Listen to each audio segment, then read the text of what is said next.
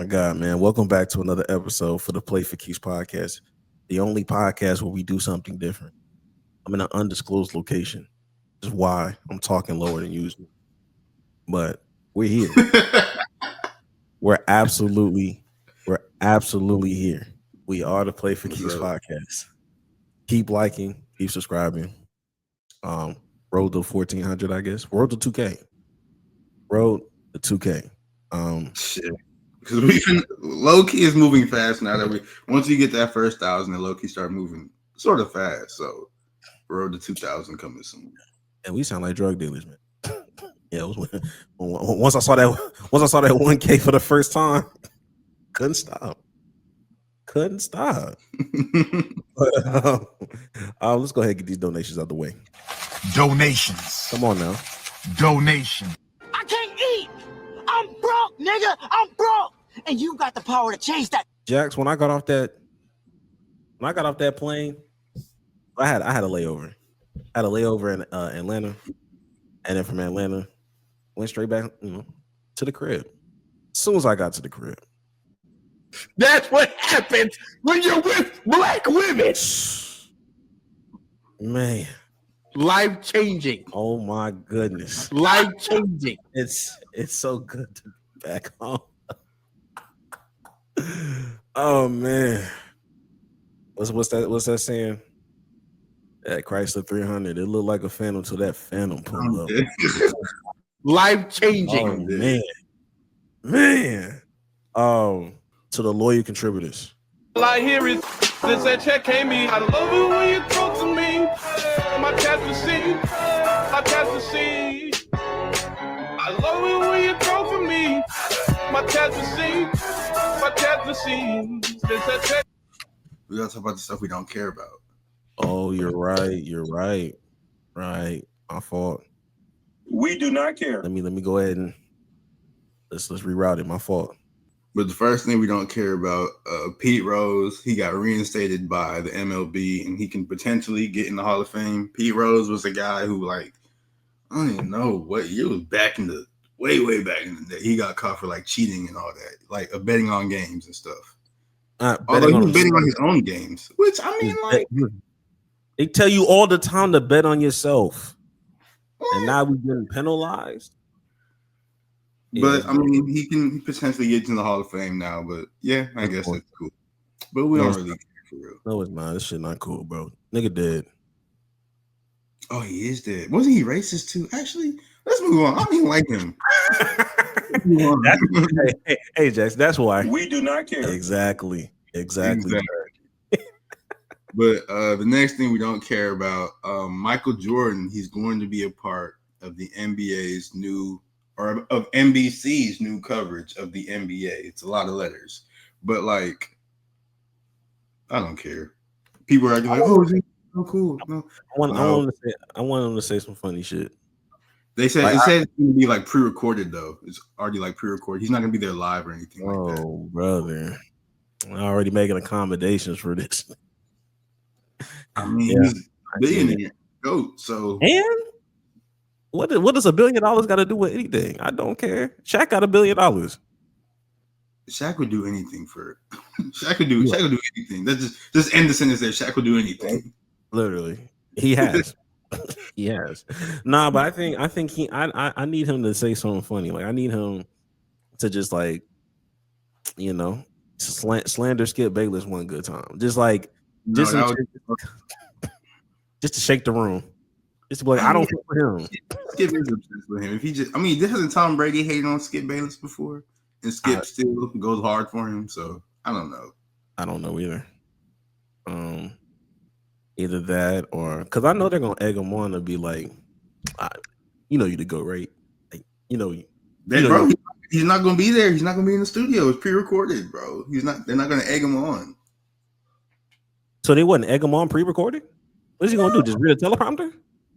What the hell are you gonna do?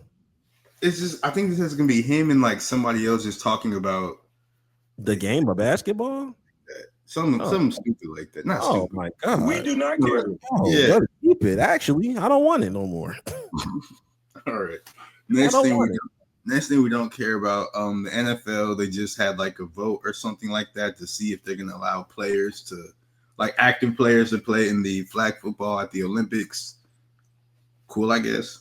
I don't really care. It's flag football. Oh, but as soon as I call everything a child's game, people want to slander me. We do not care. Child's game, bro. Everything's a child's game. Exactly. Yeah. All games are children's games. Absolutely, because it's a game. And we play for keeps, my nigga. Yeah. We do not care. Yeah.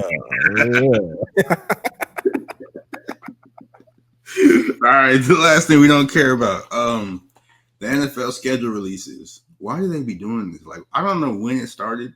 I wanted to retire. I don't care no more. Like, it was cool, like, to do it like one good time, but it was cool when like certain teams they just came out with special stuff, but forcing all 32 teams to be a part of this. They be doing long video. Like, no, the Ravens did a 6-minute video.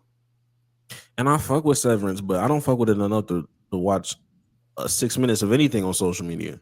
And they're all bad actors too. And it's also not Severance. So it's just like, drop the schedule, make it like a cool graphic, and we'll call it a day. It don't need to be all that extra stuff, bro. Yeah, trying to do all this extra stuff. Now you got organizations out here apologizing to the star players because Whoa, we said star player. Star's doing a lot of heavy lifting now. Oh, he's not a star anymore. I don't know, man. I don't know about Tyreek, bro. I apologize. I was unfamiliar with his new status. My fault. Tyreek, how will you respond? How will you respond to this one again? But yeah, I think other than that, We do not care. I don't care about any of that. Oh, and shout out to the WNBA. Oh, that season did start. Yeah, they're back. I haven't seen a lot of WNBA media. You going to the game? You going to games? There's no team where I live. I mean, you like you close to a team? Like no, I'm not. 3 hours. Yeah, but like I don't want to see no sports team that bad. The only sports team I want to see that bad is the Cowboys. Well, just make it like a twofold kind of thing. Like the season will still be in session when football season starts. So a 2-for-1. Anyways, we doing all this yapping. We got more serious things to talk about because what did Nico? We need to talk about the NBA draft lottery because what in the world did Nico Harrison know?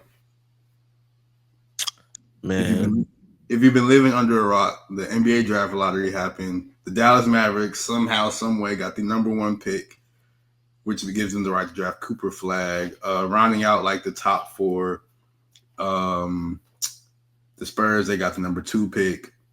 The Sixers got the number 3 pick, and the Hornets, the perpetually terrible Hornets, got the number 4 pick. Oh, and then the Wizards got the 5 pick. So sucks for the Wizards, but yeah. I thought Utah had the 5. I thought it was the Wizards. I'm a little real fast. Wizards might be 6. Either or, they should have got a better pick, but yeah. No, I think it is Utah. It is Utah because they can't go lower than 5. When you're the worst record. My mistake. The Utah Jazz got 5. The Wizards have 6. Okay. Right. Tough. Where do we start? Do you want to go first or? I mean, I can give a little bit more background because everybody's saying the draft lottery is rigged because the Mavericks, they ended the season horribly, but they still weren't the worst team in the NBA, and they only had a 1.8% chance of getting the number 1 overall pick. Mm-hmm. And they happened to get that pick, which is absolutely insane because everybody, unless you've been living under a rock, everybody know that the Mavs traded their superstar basketball player Luka Doncic to the Lakers in the middle of the season for absolutely no reason. And then the rest of the team got hurt and it just fell apart for them. But like, why did they get Cooper Flagg? What is going on? Is the draft lottery rigged? Is my question to you. Because I feel like you've done it. You told me you've done a lot of research, so I would like to hear some of your findings on this. Oh man. Now look, y'all know how I give it up. I've been saying this for about 3 to 4 years already. You know what I mean? This is nothing new for my camp. But me and my crack research team, we did a little digging, and I'll say this: when it comes to the NBA lottery, it kind of reminds me of the biblical story of um, Mary and Joseph. When Mary got pregnant and she had Jesus, right? My first thought once I got of age, once I got around 10 or 11, I started doing critical thinking. I think the first thing that came to my mind was, man, like, I mean, how did Joseph navigate through this? You know, you got to tell your guys, hey, uh, my wife has a baby that I didn't partake in, but she ain't cheat. Like, it's just God really did this. And the baby's also Jesus Christ. Y'all don't know. You will know. Yeah, it's like, so you have to like convince people. Well, you don't have to convince anybody, but it's like you're convincing people of something supernatural happening. Like, yo, like I know what this looks like, but I swear this is not what it is. Now, add this in, now add the caveat in, and respect to the biblical characters for sure. But hypothetically, if Mary cheated back in the day just once, and then and then she proceeded to have this situation happen 20 or 30 years later, suspicious is just going to be that much harder for people to kind of look at you. You know how the homies be. At some point, it's like, hey, man, hey, if you like it, I love it. Like you at that point, this is where we're at. This is how I feel about the NBA lottery. The NBA lottery, yes, we had multiple situations where LeBron goes to Cleveland, D Rose goes to Chicago. As soon as the Pelicans trade AD, they get Zion. As soon as the Spurs find somebody in Wemby, and Wemby out here talking like, man, I just got a feeling the Spurs are going to get me. And the Spurs win a lot of suspicion. And then as soon as you trade Luka Doncic, all of a sudden, a 1.8% chance, Cooper Flag is available, you win the number 1 overall pick. And all I ask is for people to stop gaslighting. Like, yes, like I don't even know the ins and outs of everything that goes on within the draft lottery because all that stuff is difficult. But these coincidences are going to make people raise their eyebrows. And on top of that, David Stern, before he died, didn't clear the air. Because then wasn't David Stern the one who did the Patrick Ewing thing? He did the Patrick Ewing thing, and he hit you with the average nigga answer of, hey man, believe what you want. Believe what you want to believe. So if a girl told you believe whatever you want to believe, like if I ask you, hey, yes or no, did you cheat? Hey man, believe what you want. Hey, and then they tell you, hey yo, look, I look, these are all coincidences. Yo, like, what are we actually doing? So I have stats up here because ultimately, a lot of people want to talk about the Utah Jazz part of this. Like, oh my god, like they didn't deserve. Yes, they did. They deserved exactly what they got.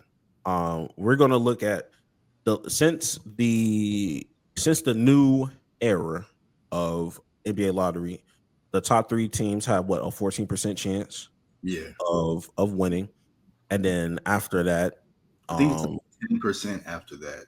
Like, yeah, it drops crazy low after that. But since then, in order, it was a 6% chance. The winner of the lotteries, since 2019, the Pelicans with a 6% chance. The T-Wolves with a 14% chance, but they had the 3rd worst record in the league. The Pistons with a 14% chance, they had the 2nd worst record in the league. Magic, 14% chance, 2nd worst in the league. Spurs, 14% tied, 2nd worst in the league. And then the Hawks in 2024 with a 3% chance, they won that last year. And then now you have a 1.8% chance with the Mavericks.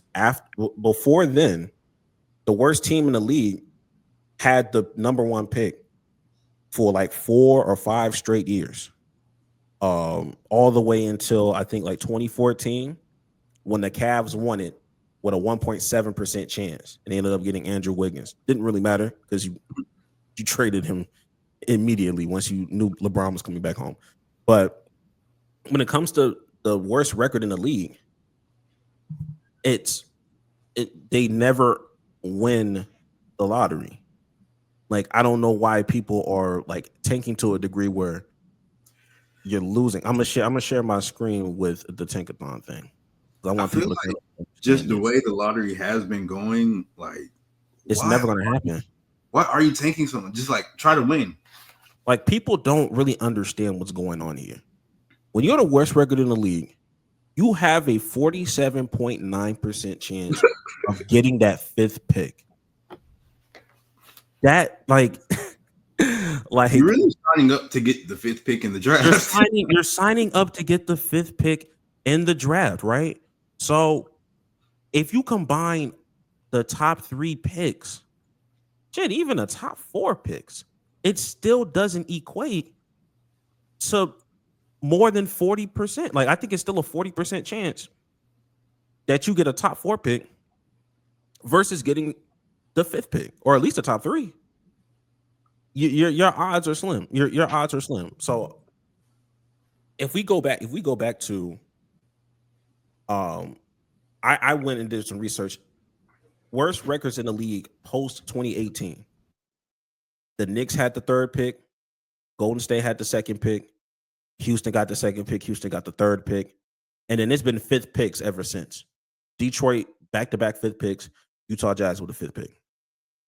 You're signing up for being you're basically signing up to be a 5th pick by being literally the worst team in the league. So at some point, you got to cut this shit out. And long story short, is the NBA rigged? Yes. But I'm still going to say, it's like, yes, but no, but yes. Yes, but no. Because he flattened Adam Silver flattened the odds. And he made sure that you were not going to benefit as the worst team in the league. You were not going to get blitzed. And I'm not mad at that at all, because these, like, with the Sixers, because I know it's really like the Sixers that spurred a lot of this, because they was going crazy when they was tanking and like stuff like that. That's disgusting. Like, that's an affront game. Like, you need to go to prison for something like that. Like, so I get that, but it's just like, dog, the Mavericks of all teams. Yeah, the Mavericks of all teams is crazy, and I think they keep talking about the ping pong ball, like, oh, they do it live. I mean, not they don't do it live, but you see, there's proof. They don't go behind the closed doors. You can look up them actually doing the ping pong balls. It's not rigged. Yeah, and I'll tell you the same thing I tweeted out. Yeah. Like, magic looks real when you don't know what the hell going on. Magic looks real believable when you don't know what's behind you. You don't know what the ping pong balls mean. And just look, you can see, like, you don't know what's going on. You know what they're doing. And it's just like, and even if I was on the side of, even if I was somebody that was like, okay, I don't believe it's rigged. If I played that side, the arguments that y'all are giving me, you're not helping your case. It's just a whole bunch of, bro, trust me, bro. I was physically there. Believe me. I don't. I'm sorry. I don't believe you. And 2 things can be true. I believe that you had nothing to do with the lottery being rigged. You personally, you reporter, you whatever. I believe a lot of people in that building are just there for the ride. Yeah. At the same time, you need some people that are just oblivious to the situation, so it can be that much more believable. Man, like, it's just crazy. It can't be crazy this many times. It's in my face. Like, no, no, it's and it's fine. I don't have a personal problem with it. Just because I say it's rigged, that doesn't mean it's a problem. It's not a problem. And I think they need to keep doing whatever the hell they're doing. I truly believe they need to do it. Stop bailing NBA franchises out. We find out real quick who has a good NBA front office or not. You don't need a number 1 pick to be a good basketball team. You need a number 1 pick to save you. But to be a good basketball team, No. I do agree with you, but we need to stop bailing NBA teams out. But low key, like this is not really the point you made. But like low key, like the Mavs did get bailed out. The Sixers bailed out, but like I do get what you're saying. I do get what you're saying. That's what I'm saying. I'm saying like NBA, like I said, like you need the number one pick to bail you out. Yeah. But you don't need the number one pick to make you a good basketball team. Like for me to like people that talk about the Charlotte Hornets, I don't care that they didn't get the number one pick. Because they're not do better. Do better. The Hornets already have 2 top 3 picks on their roster already, not to mention Miles Bridges, who is a actually good, he may be a bad person, but he's a great NBA player and a good rapper. But that's beside the point. You're just not good enough. You're just not like you just don't know how to be a good front office. It's the same Charlotte Hornets team in 2018 that they didn't draft Miles Bridges. They drafted SGA and traded SGA for Miles Bridges. You don't know how to evaluate talent. You don't know how to you don't know how to put talent around. And this is not who knows how SGA would have panned out in Charlotte because Charlotte is just it wouldn't work. I'm not gonna it wouldn't work. But it's just like, come on. Like you drafted PJ Washington, which is cool. You know what I mean? LaMelo Ball, James Bouknight. That was a wash. You drafted Nick Williams. Oh, my bad. You drafted Jalen Duren, traded him, and then drafted Mark Williams. Like, and you drafted Brandon Miller. Like, y'all just need to do better. Like, there's some talent there. They need to. I don't know. They need veterans. They need to develop their prospects, but that's a conversation we can get into at another time because we know that the Mavs got the number 1 pick, but the Spurs, they got the number 2 pick. The Sixers got the 3 pick, and those are 2 teams that have potential to actually be good this upcoming season if they do something, if they make moves. And one of those moves a lot of people have talked about is Giannis, because is somebody going to trade for Giannis? And a lot of people have been looking at the Spurs because they're like, hey, Giannis and Wemby, it could work. You know, the Spurs, they already had a number 2 pick. They already have good young players. And Wemby, like I said, Stephon Castle, who just won Rookie of the Year. De'Aaron Fox, who is I was looking at his stat. I didn't realize he averaged. I mean, he's like a walking like 27. I didn't realize that. Yeah, so and he also won the clutch. He was the first person to win the clutch player of the year. So there's that. So like they have pieces for real. And they could do something to get Giannis. And that makes me want to ask you the question. Do you think they will? Or do you think they should? Should and will, I think, will be 2 different answers for me. Me personally, I don't necessarily think they need to or should. But I think they still will. I think they will still try to get. I mean, at the end of the day, it's still Giannis.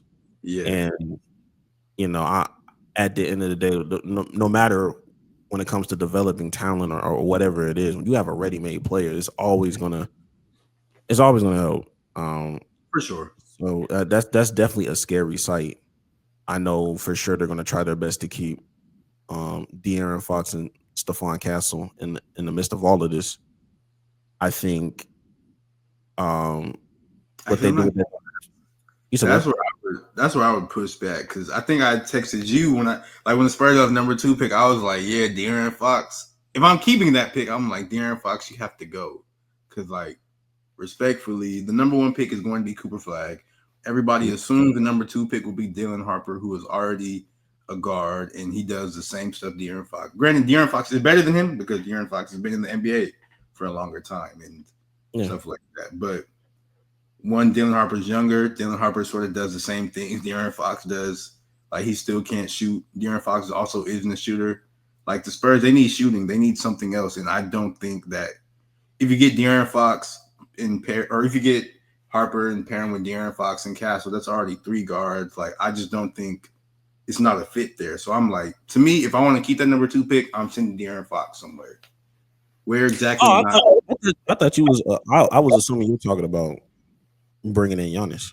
No, I was, but I'm talking about just like moves that the Spurs can make in general because I think they need. I don't think they're keeping that number 2 pick and I think they have to do some type of shakeup. I just don't know what that is. So I was just laying out different options for them.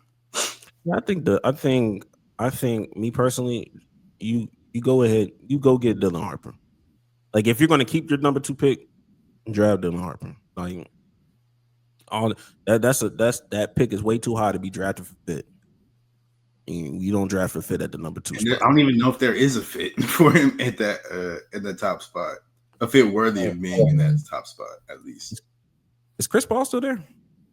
Yes. Okay. Yeah, there's a lot of guards. A lot of guards going on there. But I mean, look, I think they have enough pieces to make it happen. I think they're still going to make that push in the offseason to try to lure him in because it's still Giannis. I think Dallas they're going to try to lure somebody in because they have the pieces in the capital for it, and they could use another star to push them to take them to that next level. I'm gonna be honest. If it's not Giannis, I'd stay pat. If it's not Giannis, I'll stay pat because like I don't know what other star you would actually want.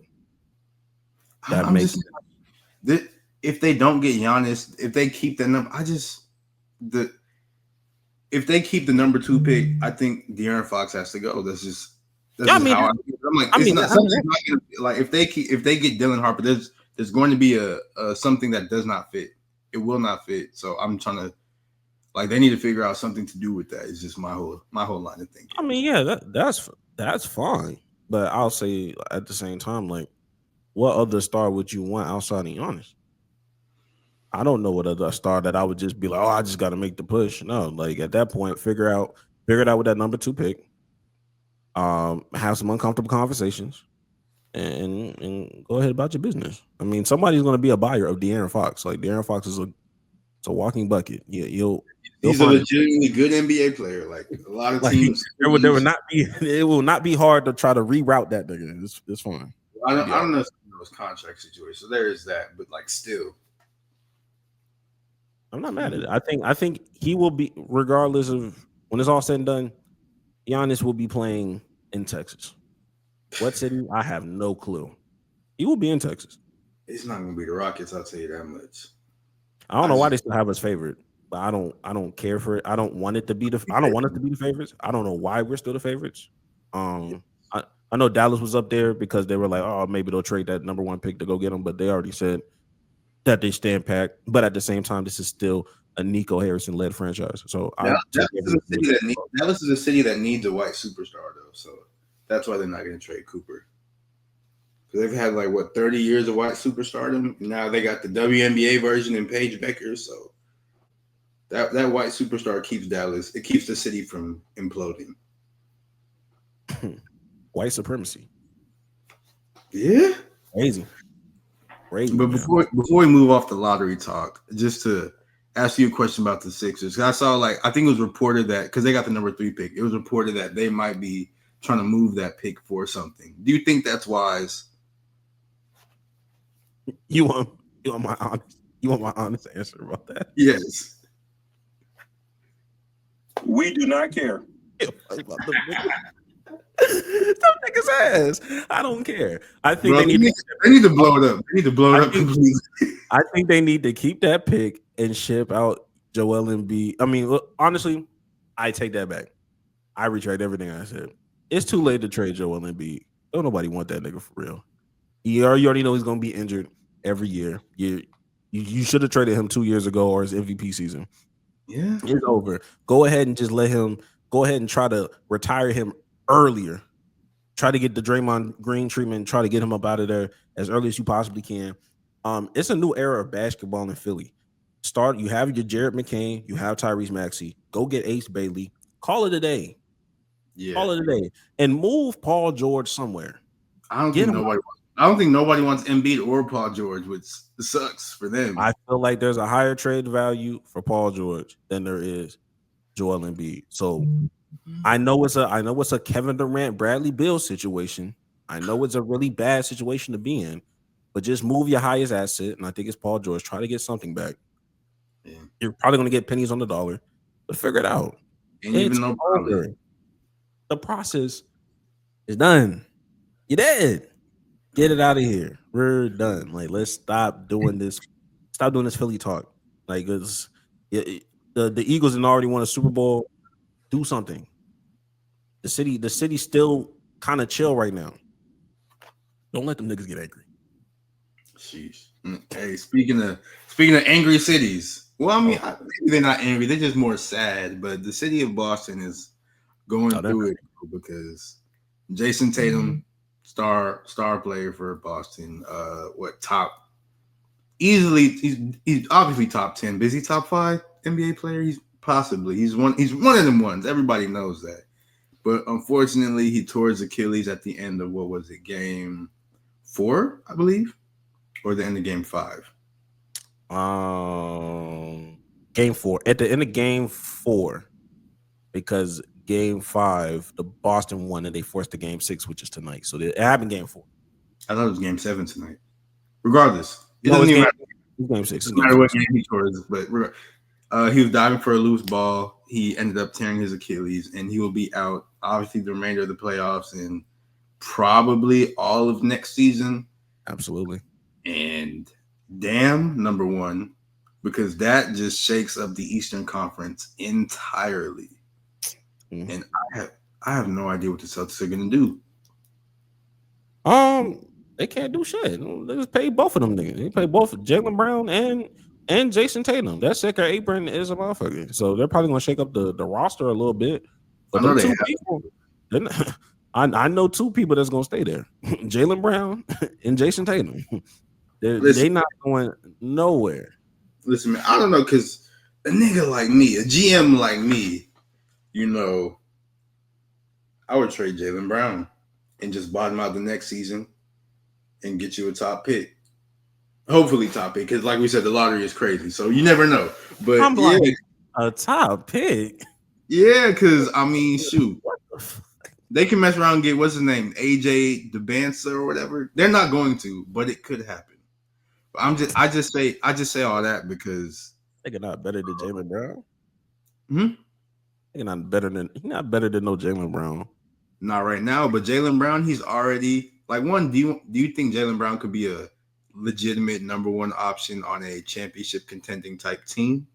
Like, yes, he did win Finals MVP. Okay, you talking about Finals MVP, Jaylen Brown? Yes, he did win Finals MVP, but most of everybody considers Jason Tatum to be the better player, and Jaylen Brown, he's already sort of starting to.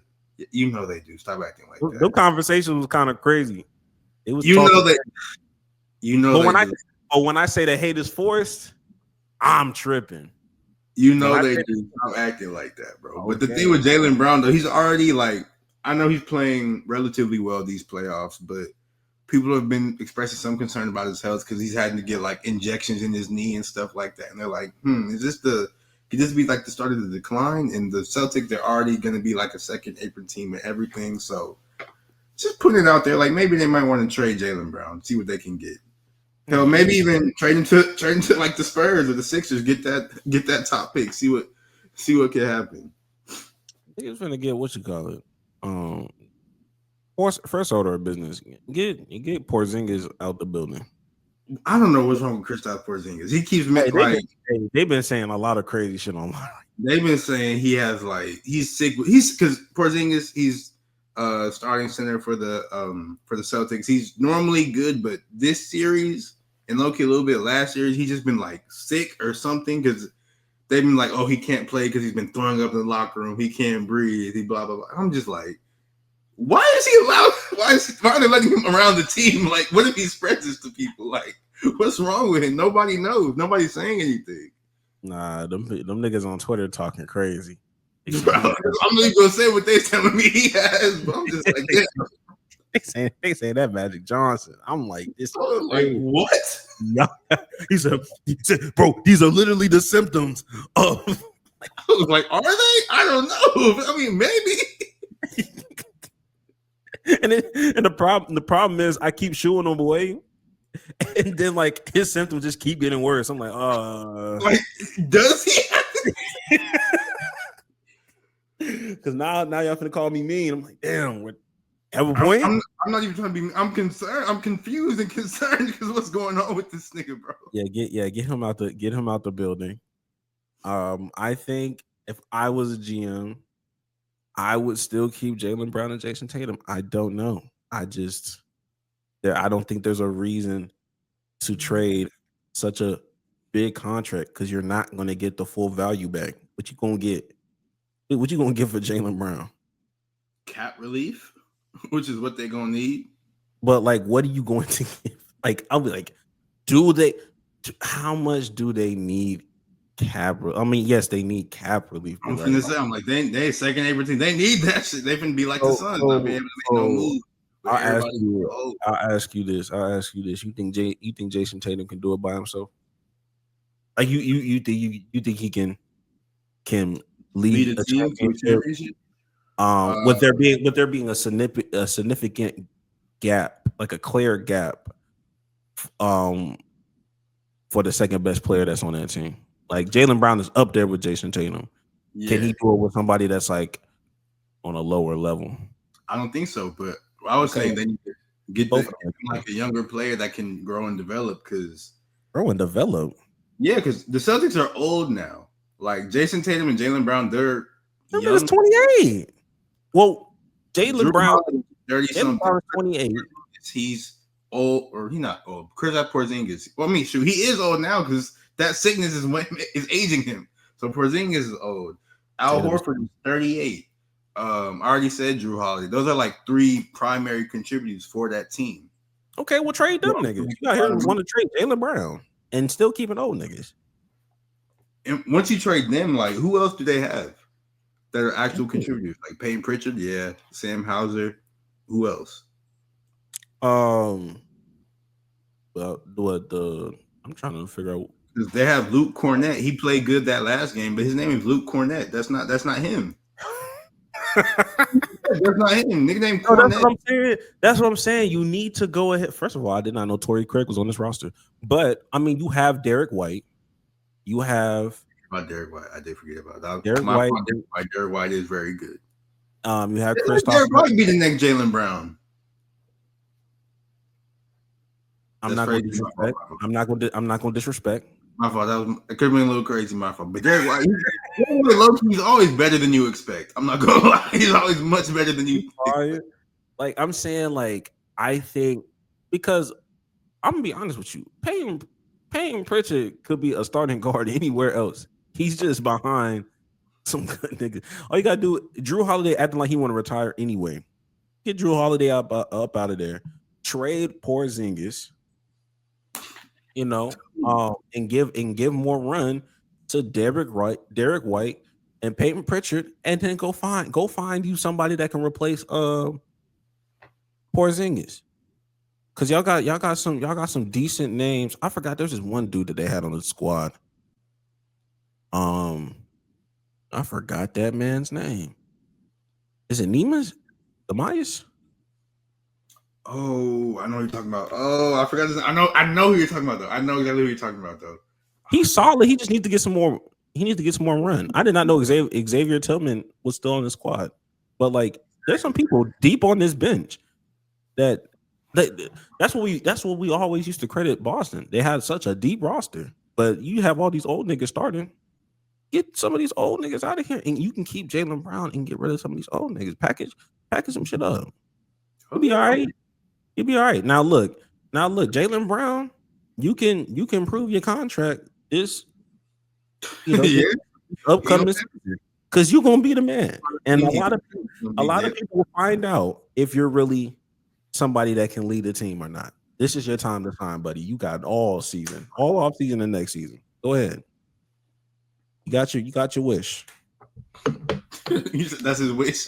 That's his wish. You got it, bro. Me and Greg, we both watched a documentary, a movie, if you will, on Netflix called Shooting Guards. And it's the story of the whole Gilbert Arenas, Javaris Crittenton situation where they brought guns to the locker room and then they ended up getting like suspended for it and just became a whole big whatever. And the documentary, it was very, very, very, very, very, very, very good. I enjoyed it. It sort of characterized. I didn't know nothing really about Javaris Crittenton like that for real, so it brought sort of more of a humanity to him. It also let me know that Gilbert Arenas, he's not like just a jokester. This nigga's just a bully, and he needs his ass whooped. It just never happened for whatever reason. But one of like the biggest findings of that documentary to me was hearing the name of the person that Clinton was trying to kill, because he accidentally because after the whole gun incident, his life just went to shambles or whatever. Absolutely, killing somebody involuntarily. He was trying to kill somebody else. He accidentally shot a woman. But the person he was trying to kill, his name was Trontavious Stevens. And when I heard that name, I was like, first I was like, nigga named Trontavious, what the fuck? And then after that, I was like, that name sort of sounds familiar. So I grabbed my phone and I typed in Trontavious Stevens. And he just so happened to be the founder of YSL, the music label, with Young Thug. And that name, I remember that name because that name was a name that kept popping up in the Young Thug trial because he was the one who snitched on Young Thug.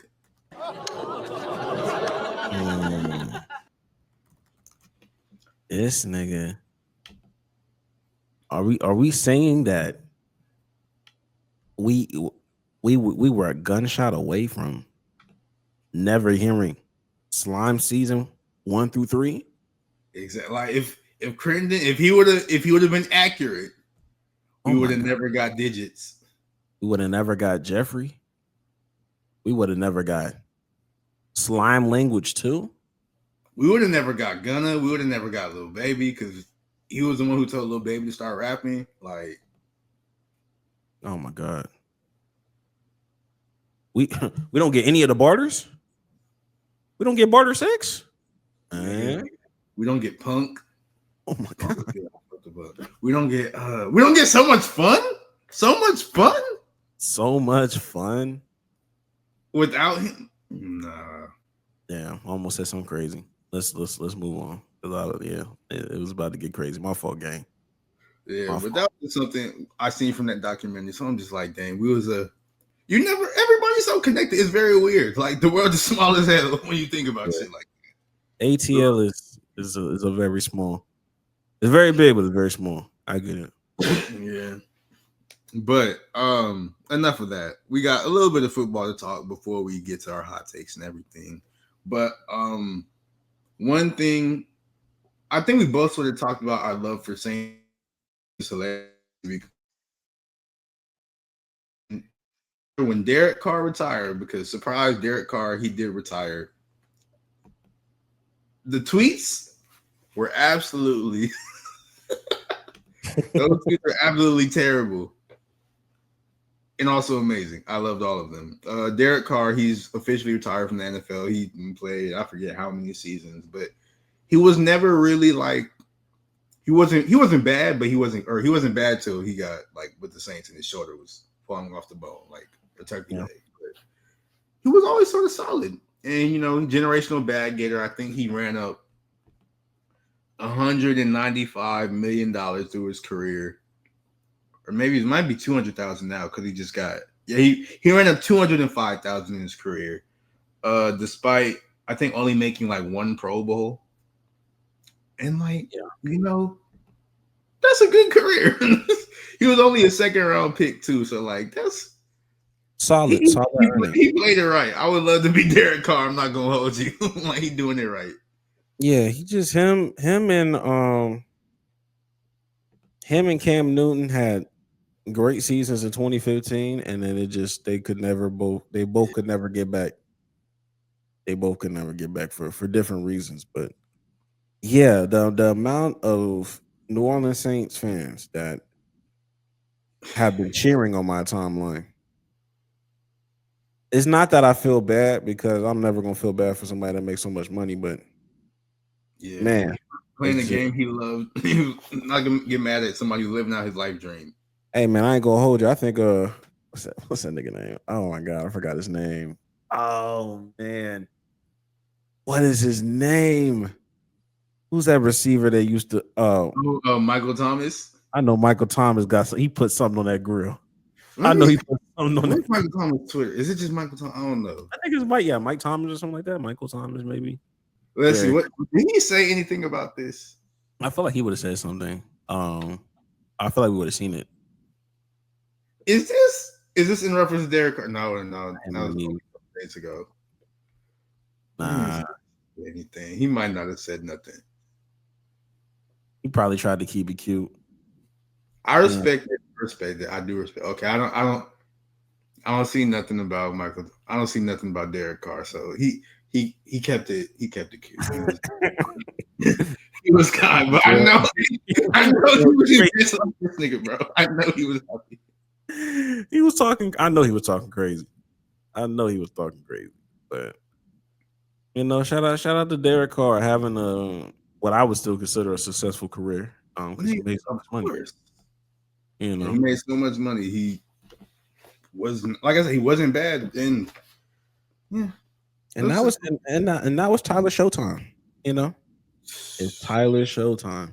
Like the crazy thing is, like Tyler Showtime is not going to be good, but the Saints fans are just so happy that Derek Carr is gone. They don't even care. They just don't care, bro. They feel like they got a chance at getting Arch Manning. I mean, if Arch Manning is good next season, people were thinking he might come out because I think he'd be a junior next year, or this upcoming year he'll be a junior, so he could come out for the draft. Maybe a lot of people think he might come back to school or whatever as well because he's only would have had 1 year starting. So I don't know, man. We will see. It's going to be very interesting. If he wins a natty, does he go back?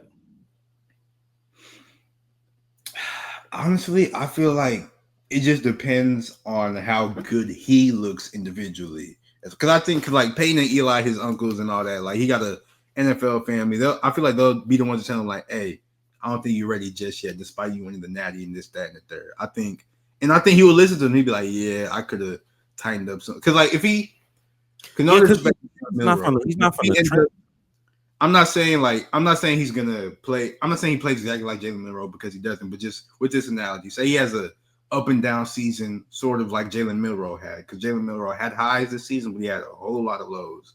But say he has a season like that, but they win a national championship. I think he'll come back to school and develop a little bit more before he goes out to the NFL.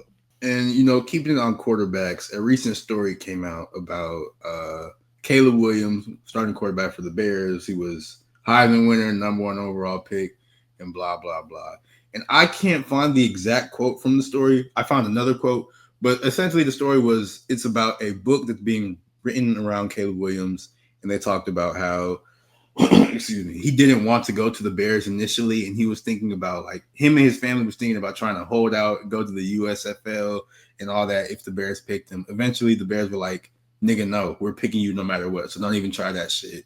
And they was right because they picked him regardless. Caleb said he didn't want to blow up. Like he said he was thinking about, doing all that holdout and stuff, but he was like, man, that could blow up the city and it's going to make a bad situation worse because it's going to put like some smut on my name and this, that, and the third. So he was like, I don't want to do that.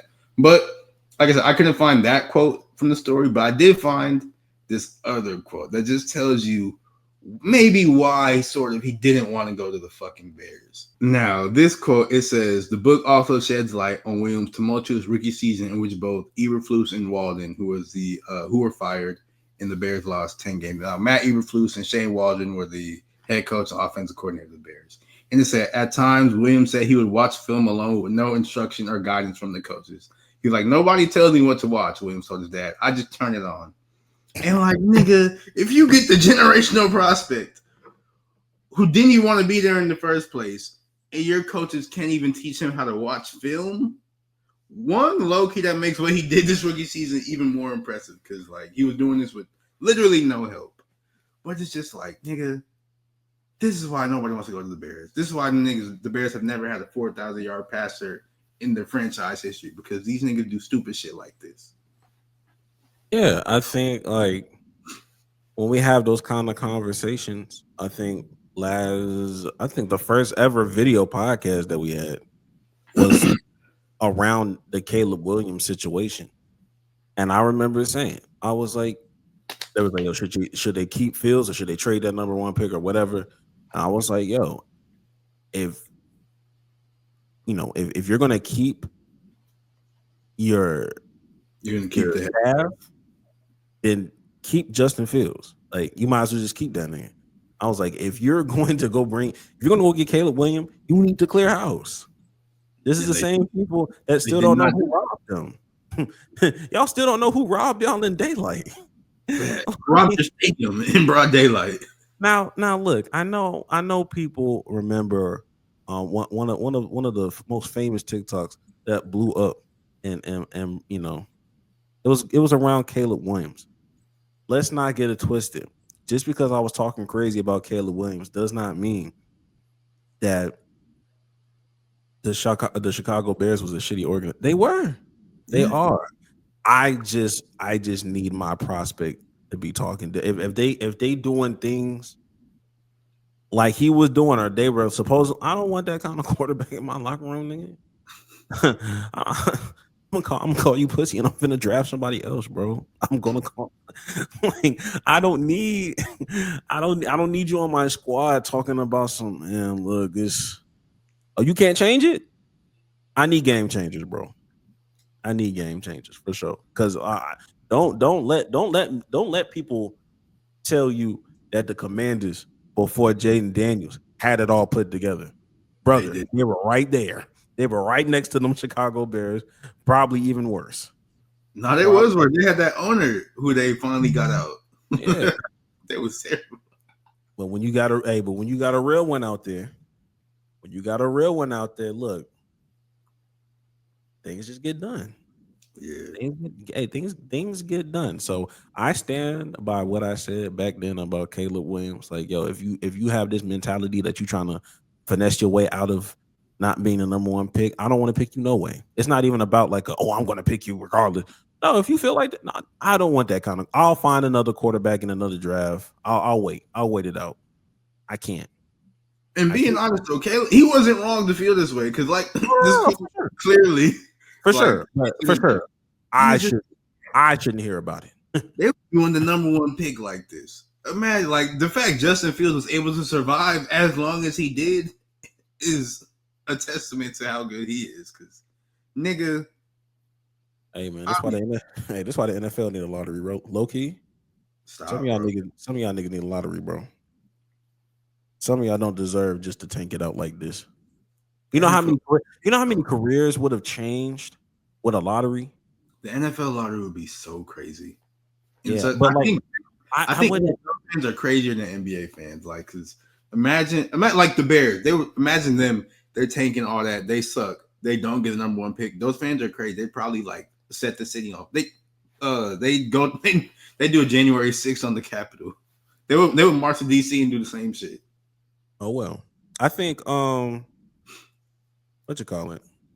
I don't think it needs to be that. I don't think the lottery needs to be that big though. I think it needs to be like 5 teams. Like it shouldn't be 15. 15 is crazy. Like a lottery of 15, and the 14th one jumps up the top 2. No, I don't subscribe to none of that. But get you that 5 or 6. Give me those 5 or 6 teams that are all like bad, but some situations may be better than others, and let the ping pong balls bounce for them 5 or 6 teams. Or I don't want to go 10. I really don't want to go 10. 10 is because of how like 5 teams. Anywhere between 5 to 6, even 7 is my max. I don't want to go past 7. But like those top 5, yeah, somebody at that 4 spot gets lucky and gets to that number 1 spot. I ain't fuck with that.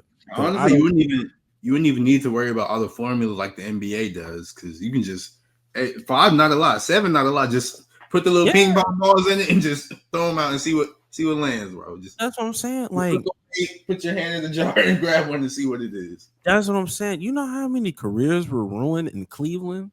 Do you know how many careers were ruined with Chicago? Like, there's so many situations where we always look back and be like, man, if he was in a different situation, who knows? Who knows? Honestly, that lottery, thinking about it, like doing it with like the 5 teams, that would be cinema.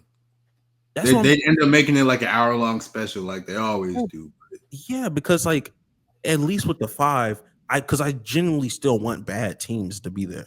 Everybody in the lottery is not a bad team. That's the problem. Like, that's the problem. You got 15. That's like, okay, that's half the league. That's half. That's literally half the league. You can't do that. When you got 5 or 6, they're bad. But some people's front offices are in a good spot to take care of some things. So I think I genuinely believe hit that NBA, hit the NBA lottery, tweak it a little bit, put it in the NFL because I am tired. Who knows how good Caleb Williams would have been if he was in a different situation his rookie year. And he wasn't even that bad to begin with his rookie season. So shoot, he could have been MVP. Fuck around, be MVP. Yeah, he could have been. Yeah, he could have been special. The problem is it'll be that one time Kansas City has a down year because Pat Mahomes got hurt, and all of a sudden they jump up crazy. That's when things gonna get out of order, and people gonna call it rigged again. But I stand by it. It's hot take of the week. Jax, do we have one? I do, in fact, have a hot take. All right, my hot take of the week is, and this comes from the Pacers versus Cavs game where Ben Mathurin he punched DeAndre Hunter, and then DeAndre Hunter pushed him, and people were like, "Oh my gosh, why didn't DeAndre Hunter get he gets his Hunter? What a huge break there for the Cleveland Cavs." You see the punch right there. Hunter walks up, push him to the ground. Yeah, that last. My hot take is like, bro, if it's an NBA or whatever, if somebody do something to me and I retaliate, I shouldn't get no foul. I shouldn't get no flagrant or nothing. Cause like, nigga, this nigga hit me. I pushed, like, in this situation, thank God the ref didn't do nothing to Hunter. But I think they were correct in not doing that to Hunter. Cause hey, the nigga punched me. I'm gonna push him back. I'm gonna do something back. It's not my fault. And this can even extend to Jaylen Brown. He was doing some different stuff last game against the Knicks. Josh Hart, he got upset because of Jaylen and his action because he was doing some odd things. Josh Hart, he sort of pushed the nigga into like a little scuffle. I think they both got fouls for that, but it's just like, nigga, no, he was on some weird shit. So I retaliated. I shouldn't get in trouble for that. That's my hot, bro. And you let it happen. You let it happen. I agree. I agree. My only caveat is Benedict Mathurin's still playing, man. I don't know what to tell you. Yeah. All that pushing should have been hooping a little bit harder. All right. You did what you did your best. But all that pushing for what? All that pushing for what? It's all right, brother. It's all right. Sometimes evil wins, man. Sometimes evil wins. I don't think there's karma in sports, man. There's not. Because if there was Draymond Green, there would have been a reckoning for niggas like Draymond by now, bro. I mean, look, Nico Harrison is a walking testimony of how sports karma is not real. It's not. Yeah. You do bad things and get rewarded. I feel like he has to answer that. He has to answer to God for this. God's gonna bring me. When he's in line of heaven in St. Peter, he asked him, like, are you in the book? When he had to explain himself. I can imagine God asking, why did you trade Luka Doncic, bro? I'm like, I'm not letting you through these pearly gates without a thorough explanation. Like, you need to tell. I feel like, oh my God. Like, your life is on the line. I really do need to know. Like, because that was crazy. don't tell me about that walk by faith, not by sight. No, I'm not trying to hear none of that. I need real answer. You think God got a favorite sports team or like a favorite athlete? I know he do. He just won't let us know. Watch it be something like random, like I really like Boris Diaw or something like that. Like that's like finding out God really be in the sports betting. That would really blow my mind. Like, damn, God, you do parlays? Doing a 4-leg parlay. God listen to Zach Lowe's podcast and stuff like that. Is it fair if you know how the outcome is? All of a sudden, you're like, nah, bro, free will. Stop it, God. Stop it. Call the number. You out here wilding. Telling God to call the number is crazy. I'm not gonna lie. Yo, Yo, Jesus, get your father, man. Get your father. He out here wilding. He out here wilding, bro. My hot take is that anonymous sources should be valued at the same weight and level as NBA's intel. It's getting ridiculous. It's always been ridiculous. I'm tired of people talking about anonymous sources like I care, because I don't. I think what really tipped the scale, you probably heard about it, with the Russell Westbrook thing that happened. All of a sudden, Ramona Shelburne, an anonymous teammate called Russell Westbrook immature. Look, put a name on it. Put a name on it, bro. Like at this point, teammate is crazy. Just put like what the hell? There's only 15 of them niggas. It's only like 15 of y'all. Put a name on it. And if he's such a hoe that he has to be anonymous, nigga, no sir, no sir. No, bro. Like you can, and I know why they draw. I know the real reasons of why they do anonymous sources, and I'm only talking about anonymous sources in the sports realm. Nobody's losing their life, so we don't have to worry about an anonymous source. Like it's not investigative journalism. We're not trying to crack a crime. It's just basketball. It's a child's game. We don't care about anonymous sources. Just put your name. The Shador Sanders stuff too. Like, bro, just put a name on it. Since y'all not talking about it, just say it, and it's okay if you're wrong. If you're wrong, you can be wrong. Niggas be wrong all the time. Not me though, but niggas be wrong all the time. You be wrong, and then what if you're right? You would have been one of the first pioneers to be like, I stood on it. I thought he sucked then, he sucked now. Yeah. Oh well. But all this, because you know how it goes. People suck. All of a sudden, people come out the woodwork talking about, oh yeah, I was saying it way back then. Where? You didn't cite your source. You were too pussy to go ahead and say it. So what's the difference between an anonymous source and NBA Intel? It's the same thing to me. It really is. Not a goddamn thing. Really the same thing. If you're mad at NBA Intel, but you out here telling other people anonymous sources, you're a dickhead. You're not a good person. You're not a good person, and I'm not gonna allow myself to be gaslit that anonymous sources should be a real thing. It shouldn't be. And if you're the anonymous source, once again, this is just strictly in sports because ain't nobody losing their life in this shit. Exactly. But if you're the anonymous source in sports, you are a bitch because niggas speak up. Fuck niggas. You're weird, bro. Like you're actually weird. Cause why are you so scared? You think somebody gonna beat you up? You think people are not gonna respect you? They're not. Get over it. You're making money. Like, and on top of this, I'll take it an extra layer.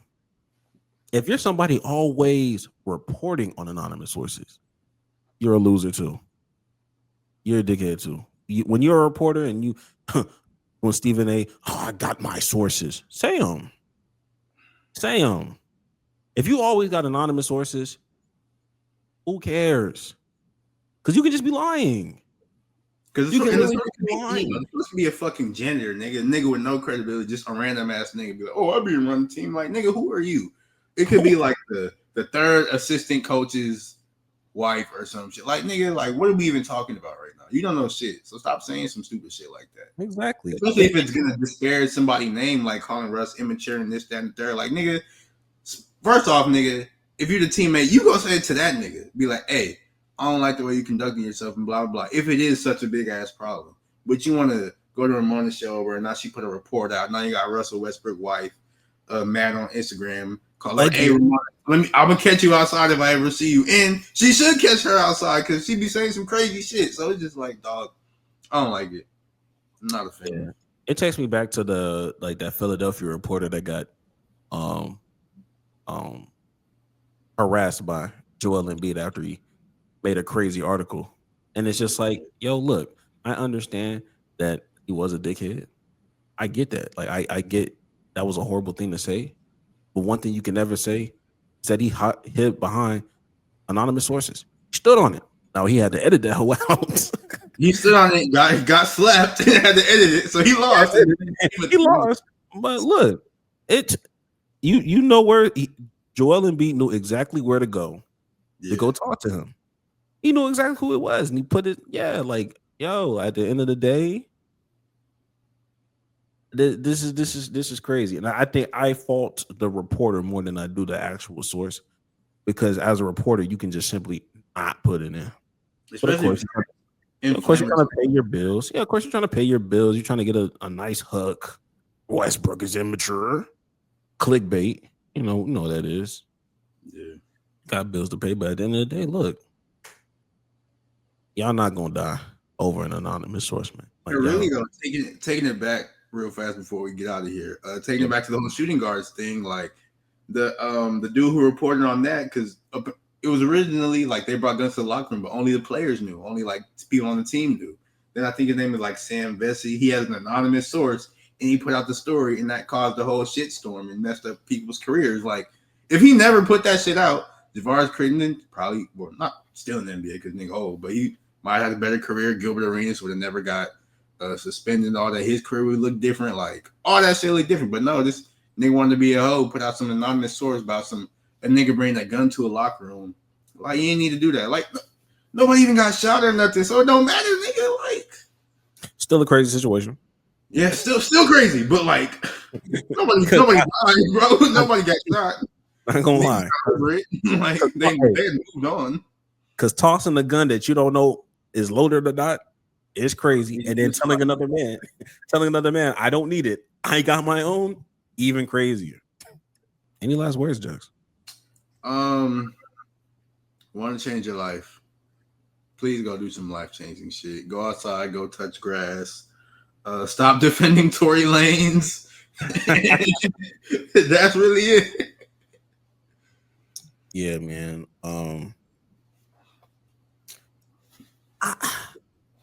Getting stabbed 14 times is just so crazy. You got to really be angry at somebody to get stabbed 14. 14? 14 is a lot. Stabbing is a lot. Because, like, nigga, you got to get close to stab a nigga, bro. Stabbing is a lot, bro. Like, how did I allow you to get this close to me? No, nigga could have snuck up on a nigga. You can do that. That can happen. So I can see how a nigga get that close, but still. I forget how short he is. He is very short. Tripping. Very true. Yeah, but look, life changing. See a black woman, bro, go bless her, man. Ask her what her cash app is. Send her something, man. Make her have a good day. You know what I mean? Because when I got off that plane, and I saw the 27-inch bust downs, I knew what time it was. I knew exactly what time it was. Man. Hey. Man, yeah, it's been one of those days. I actually might go on another walk. I might go on another walk, man. Actually, nah, you probably shouldn't. It's too hot now. The sun is at its peak. Yeah, let me chill out. You're going to die. It's too hot now. It's like triple digits now, bro. Nah, that's real. It was raining all last week too. I'm sick. It's so hot outside. Scorching. Damn, they're 1 o'clock. With that being said, we'll catch y'all next week. Make sure y'all like and subscribe. Go touch grass.